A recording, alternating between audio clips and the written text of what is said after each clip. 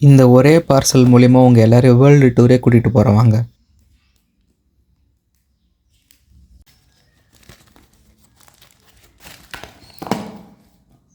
என்னுடைய கலெக்ஷனில் புதுசாக ஆட் பண்ண திங்ஸை தான் இந்த வீடியோவில் பார்க்க போகிறோம். இது எல்லா பொருளையும் நான் ஜாய் கலெக்ஷனில் இருந்து வாங்கினேன்.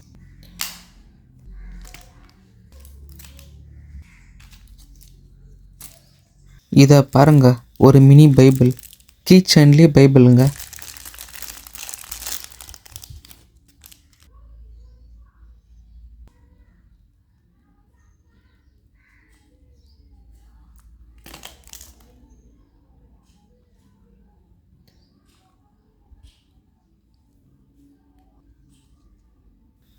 உண்மையாகவேங்க, உங்களால் இதை படிக்க முடியும். டோட்டலாக 188 பேஜஸ் இருக்குது, நீங்களே பாருங்கள்.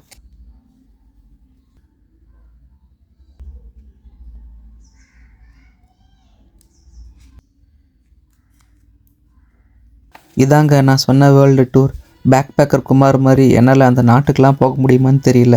என்னால் முடிஞ்சது இப்போதைக்கு அந்த நாட்டுடைய கரன்சி நோட்டை தான் வாங்க முடியும். கிட்டத்தட்ட 50 நாட்டுடைய கரன்சி இருக்குங்க. அடுத்து என் டார்கெட்டு இந்த வேர்ல்டில் இருக்கிற எல்லா நாட்டுடைய கரன்சியும் கலெக்ட் பண்ணுறது தாங்க.